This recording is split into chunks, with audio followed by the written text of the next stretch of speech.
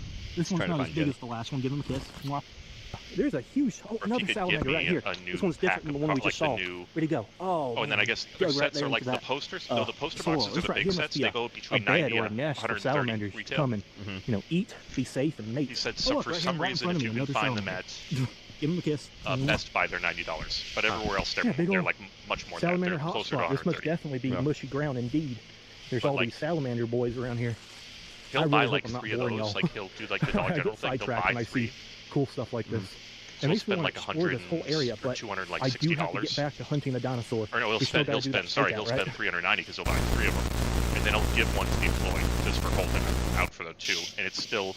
All right, critters. They're still worth more We're than back here near the trailhead. like that. Giving that one away I hiked doesn't. down that way for like, another put him in the hour. negative. There's not a lick of anything. I don't even hear normal fauna like deer, bears, boars. There's nothing around here except for snails, salamanders. Again, I knew Pokemon and cards were always like worth frogs. something even back So in the many day, but it's fucking even funny frogs. just to think about So, how much they I didn't jumped want up to in bore popularity you. again I because didn't of the film 30-year much anniversary. of the rest of the hike That because I didn't want to bore y'all. I'm sure this may and be a boring COVID. video. Yep. It's definitely not COVID as did, exciting too. as some of my Everybody other was videos like, where I'm catching a lot got of super paranormal into it. activity and a lot of cryptid COVID, evidence. But yeah. that's the thing about my channel. I do not fake anything. So if nothing happens and I just happen to be out here So I'm walking in pretty the sure in woods, that original nothing set, happens. not That being every said, rare had a let's start the holographic. stakeout. I hiked all the way back up here to the trailhead. That's what because, I was. I came to think about it. How It is the middle of set it up. summer. If There are ev- bears if out here. every rare There are also had a boars, holographic, then I don't bobcats, have and a complete potentially set. a dinosaur. If I'm going to set up bait, Well, and it goes for the here's bait, the and then thing. it starts coming at me, grades I'm of gonna want to be the able to get to my original corner run really too. quickly. So here's what's There's gonna some happen. that even Right have here I have shadows some or no chunk shadows of chicken. being I'm gonna holographic open up in this first can edition. and set it down Yeah, I yonder think it's the as far Charizard away as that's I first can while edition still and being able to doesn't see have a it shadow. with my It's actually thermal worth more camera. than the I'm gonna Charizard that's open it first up, edition and let has all a those shadow. fumes come out. I'm So I gonna think see if it's not like anything is it's enticed an to come error get thing it, or something they whether did. it be normal fauna So. or a cryptid. Now I know what you're I think asking. that's worth Get actually more. Appalachia, I buddy, think. why didn't you just bring out raw chicken or a steak? And the answer to that is very simple. It's the middle of the fucking summer, you idiot. JK, I love you. But for real, it's the middle of the summer. I'm not going to have a raw No, in the piece of original meat base in my sets, bag. not Even if it's sealed up, every rare it's going to card thaw had a out. It's going to get all stinky and squishy. No, you can't Out of do that in the middle of 102 summer cards here in in the the south. set, It's too humid. only It's 16 too hot. printed No as bueno, no, no, no. holographic. So chicken is Okay, it. so I'm Let's get down there and set it up. I'm for All right, sure I reckon we'll set it right here on this little stick pile. Now there's some chunk chicken, all right. Kind of looks like cat food, doesn't it? Yeah, and like, Mm. if I do Damn, have it shadowed doesn't taste good. cards, I hope I also have non-shadowed Alright. versions, because if I This want is like, for the cryptid, not if for I me, I want gotta like the remember that. original complete set, And once we're done here, it'd I'm be nice going to to have come like back the and pick up my complete trash. set Don't and worry. just regular cards. But if I had shadowed cards too, I would hope those would be like bonuses, you know. But I mean, it's cool to have shadowed cards because I guess they're like some of those are like go double. It's the shadowless versions that are rare, is what I was saying. But yeah, they go double. Because it's technically an error that happened when they were printed. So that's why they're rare. Yeah, I'm not saying like you got a holographic Charizard that's not worth money. It is. Yeah. Be it first edition or whatever, it's if you have a holographic Charizard, even second edition, it's fucking worth money.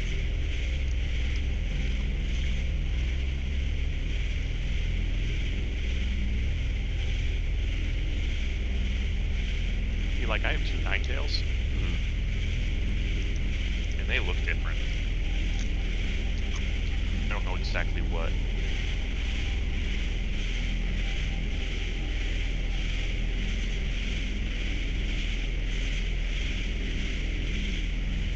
I admit, being out here completely in the dark like this, it's a little nerve-wracking.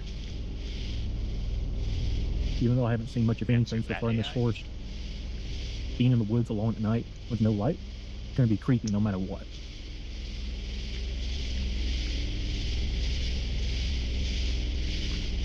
You know, I should probably keep my bear mace at the ready if I can find it completely in the dark. There we go. I don't know how long I'm going to sit here and wait. I guess as long as I'm able to without the video being completely boring.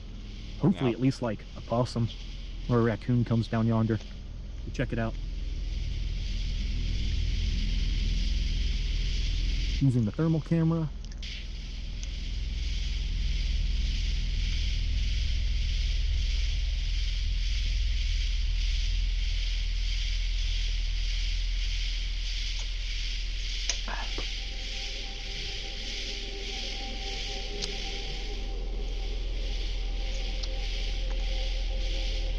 Shadow versus shadowless.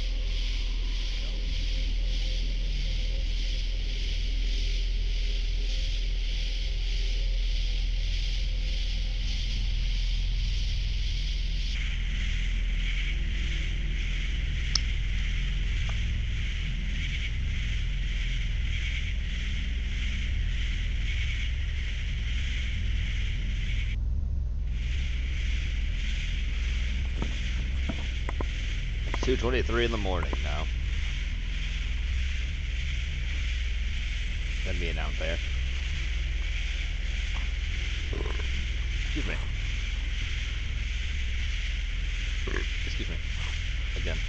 That's for me eating the other half of my dinner. Since I made 2 sandwiches, I made a London broil with Colby Jack sandwich on sourdough bread, and I also made several meat sandwiches with several cheeses on it.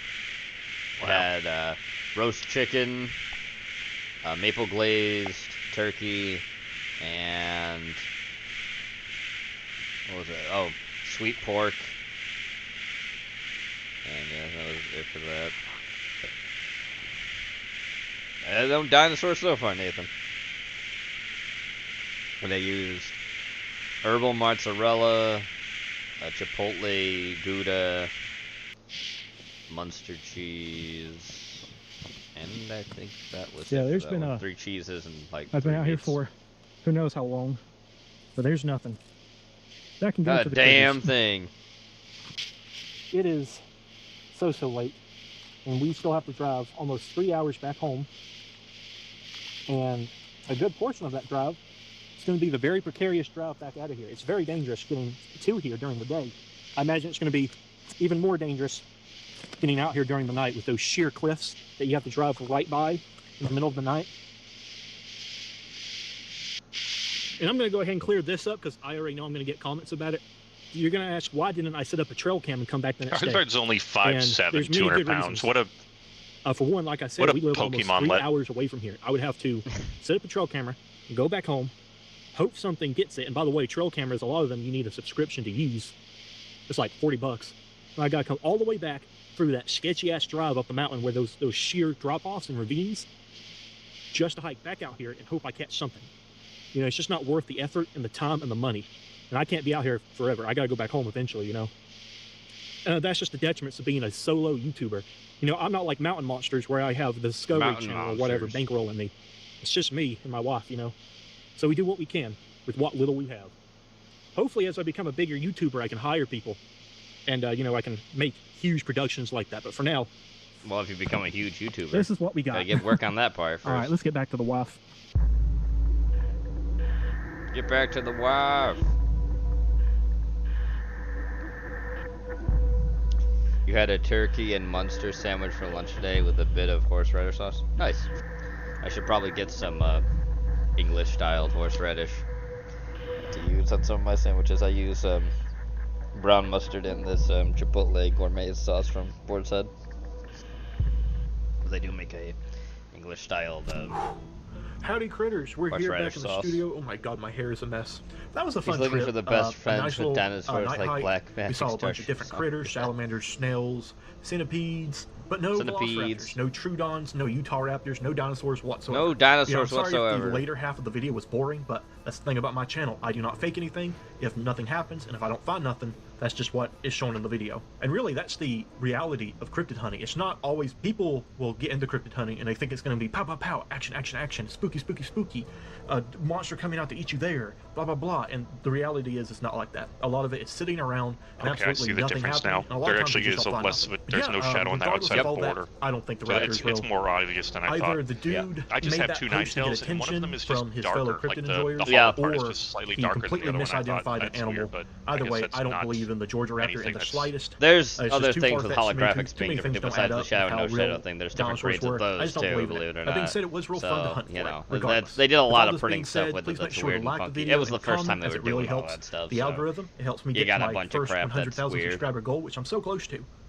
And I Like, want it's to not thank you just the guys first so much edition for stuff, everything there's you other do things for like watching that these back. videos and It's allowing a me to do bunch. this for my job. Y'all have a good one. I'm still glad that my first edition Gengar is technically worth $316. Oh! Oh! I have a Hitmonchan. Shadowless Hitmonchan. Nice. There you are. Still trying to bargain with pain. As if somewhere, hidden beneath the machinery of the universe. Wow, yeah, I've got 2 of them in there. Like, one of them doesn't have the black outside of the frame on the right side. Fantastic. Even the planets are wounded by time. Pain is one of the oldest languages existence knows. Third stack of cards. It arrives when something matters. When a door closes. Also, look, Porky, it's when your a favorite, body the Sarah. changes. You love it. When a hand you once held becomes a memory your fingers still reach for in the dark. You cannot always stop the wound, but suffering. You son of a bitch. Suffering is what happens when you build a home inside it. You replay the moment until yesterday begins feeding on today. You press your hands against a door that has already disappeared and wonder why it will not open. Pain See, I have two of them. That's exactly how I wanted it, because I have the second hidden channel outside of Therefore, I must complete set of hollows. forever. Do not confuse the two. You are allowed to ache. You are allowed to grieve what the universe refused to let you keep. Just do not mistake your scars for instructions. Let pain pass through you like weather through an abandoned cathedral. Let it howl between the pillars.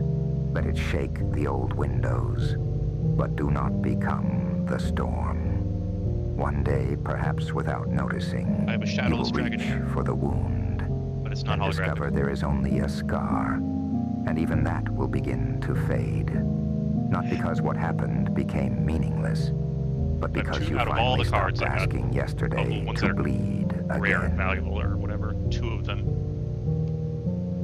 And I have to assume they came out of the box with the rest of them. They just got mixed in. So I got, out of the same box of cards, I must have got one shadowless and one non, so... I guess so. So certain machines maybe just weren't printing right.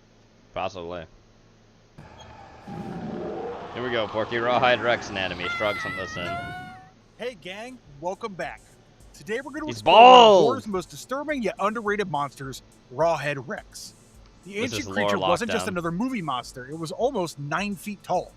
According to Clive Barker's short story Rawhead Rex from Books of Blood Volume 3 in 1984, he was an ancient pre-Christian being who was driven almost entirely by violence and endless hunger for human flesh. Like Porky. The story was later adapted into the 1986 film Rawhead Rex, but He's Clive huge. Barker wasn't very happy with how the monster was portrayed on screen. So, today we're going to explore It looks like everything a that made penis. Rawhead Rex so terrifying. We'll look at this monstrous anatomy, insane strength, durability, feeding habits, supernatural abilities, and one of the ancient forces that could actually make this unstoppable creature afraid. Then we'll finish off by looking at the fascinating differences between Barker's original story and the controversial film adaptation. So, without further ado, let's begin.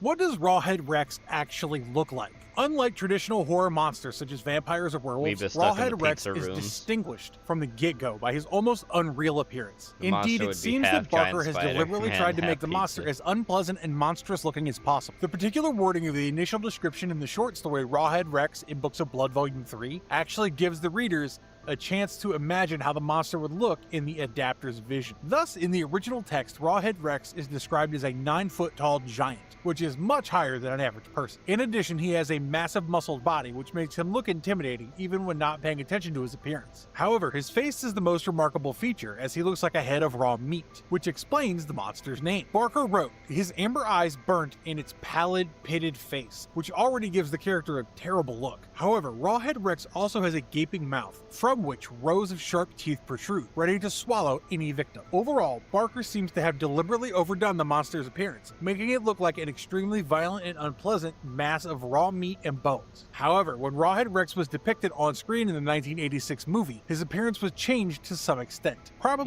because the No. creators couldn't afford such an expensive special effect, so they had to work with what they had. Instead of 9 feet of raw meat and bones, the movie's monster appeared as a giant wearing a leather suit. The head of the monster was quite impressive, but only because it was a huge inflatable head. It was covered with matted black hair and 2 little red lights for eyes. The original appearance of Oh, the hi, monster was Sasha. deliberately exaggerated and unpleasant, intending to show the Did you not audience want its your most food terrifying downstairs, side. I As fed for the ya? movie's monster, it seems that wanna many jump of up? his What do you wanna symbols do? have been abandoned, making him much less frightening. Oh, jeez. For What are you example, in doing? the movie, You the don't monster need to- doesn't why have did you sexual fail characteristics, jumping while up? in the story, his appearance is very phallic.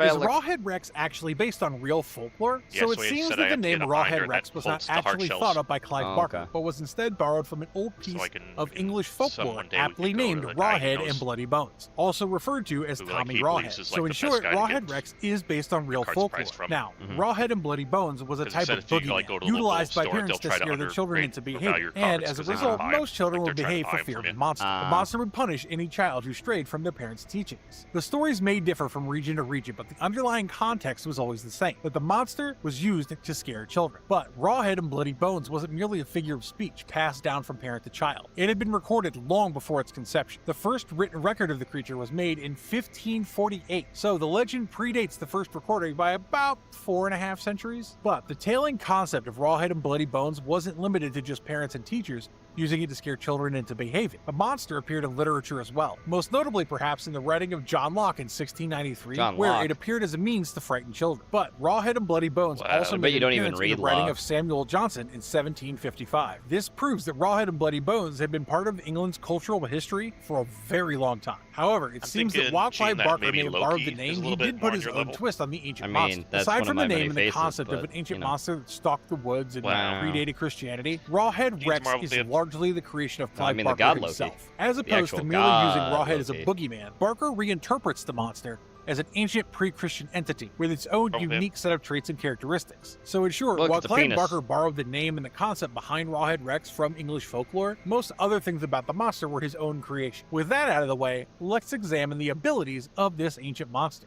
How strong and durable is Rawhead Rex's body? Rawhead Rex's body is presented as a horrifying work of art, but was it as monstrous and durable as it looked? Although his size made him appear almost unstoppable, his actual feats showed that Rawhead Rex was powerful, but not invincible. For example, one of the most impressive displays of Rawhead Rex's power was his ability to tear open car doors with ease in the film. On the contrary, Rawhead Rex was surprisingly vulnerable to conventional attacks. For example, in the movie, Rex was wounded when he was shot, but it didn't stop him from pursuing his goals. Thus, his body was durable enough to withstand serious blows, but not indestructible. As mentioned above, even though Rawhead Rex's body wasn't monstrous, he still had supernatural durability. Although his regeneration was never confirmed, his ability to survive injuries that would kill an ordinary human proved his supernatural durability, which allowed him to continue hunting even after being wounded. Thus, his supernatural durability made him a truly terrifying monster. It should be noted that this characteristic was the result of his supernatural strength, which was much greater than that of an average human. However, even though Rawhead Rex's body was indeed monstrous, it wasn't the most horrifying part about it. The fact that made Rex terrifying was his insatiable hunger, which presented a much greater existential threat than his physical appearance.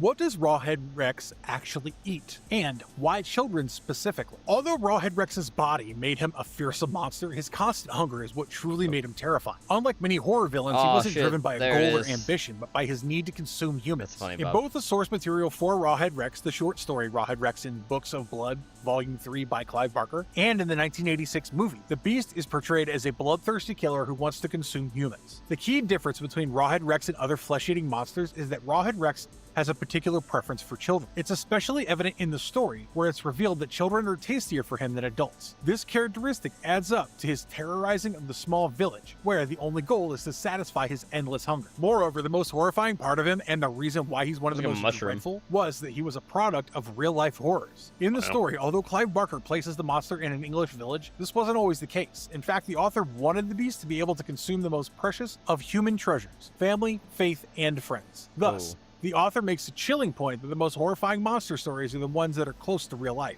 To summarize, in Rawhead Rex by Clive Barker, the short story depicted the most horrifying type of monster that satisfied his endless hunger by consuming humans. The frightening part of Rawhead Rex was that he didn't have any other motivation for his kills and actions except his insatiable hunger. Therefore, there was no way to reason with this type of monster, and the only way to stop him was to remove his food supply.